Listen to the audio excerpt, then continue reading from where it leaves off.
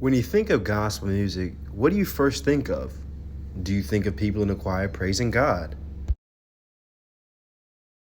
Do you think about the civil rights movement and how gospel music was used to be a message of the movement? Well, looking at the gospel of Jesus Christ, this is the main fundamental core of what the gospel music is. The term gospel music was named in 1874 by Minister Philip Bliss. Now, it comes from the term the Gospels, which was in Matthew, Mark, Luke, and John, which describes Jesus' life on earth and how he was born of the Virgin Mary. He lived for 33 years, and by being killed, he resurrected 3 days later for the sins of the world. That's the reason he came, at being the Son of God. When you look at gospel music, you also need to look at Black culture. Black culture seems to really hold on tight to gospel music, whether it was in Negro spirituals or whether it was in the civil rights movement, or whether it's contemporary gospel music. Gospel music is something that is not just for one race, but it's something that gives hope, encouragement, and just the will to push forward, so to speak. Black people have used gospel music to not only shape morality, but to also give values and to also give a sense of identity, so to speak. When you look at Negro spirituals, you need to look at the central message of encouraging the slaves that it wasn't going to always be like this.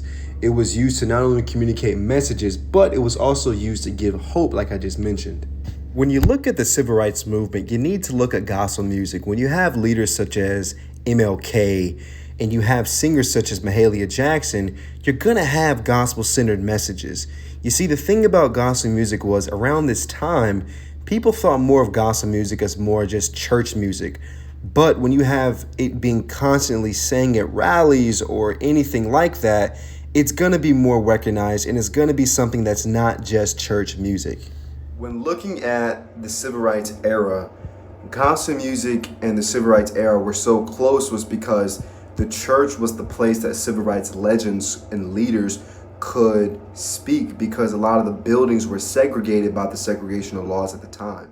Singers such as Whitney Houston, Marvin Gaye, Sam Cooke, Aretha Franklin, they all got their start in the church, which could say influenced how they learned music and the fundamentals of music.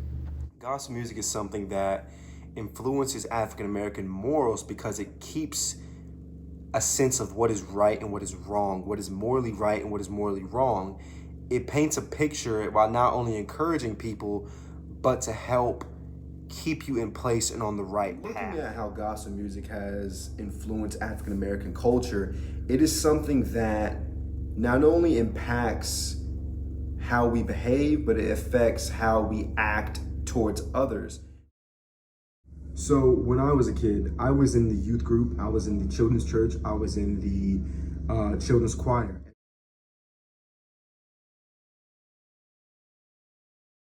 Every third Sunday, we were there. Every third Sunday, Saturday before that, we were there. I was at my mother's dance rehearsals. I was at my mother's choir rehearsals. I was in the church a lot as a kid.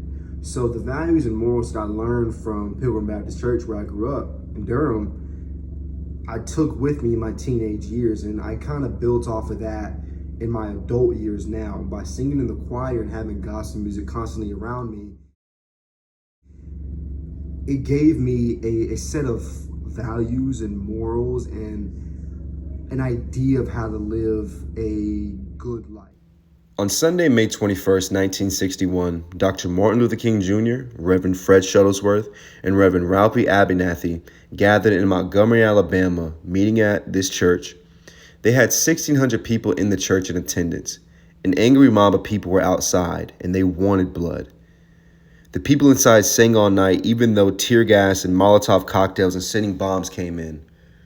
And one thing that was noted was even when it got more increasingly harder, they kept singing songs, not just hymns, but songs such as Ain't Nobody Gonna Turn Me Around, as well as We Shall Overcome. I bring this up to say that by singing gospel music, it gives people that ability to get through fear, it gives the ability to persevere, and it gives the ability that it's gonna be okay no matter what my situation's looking like. Thank you for listening.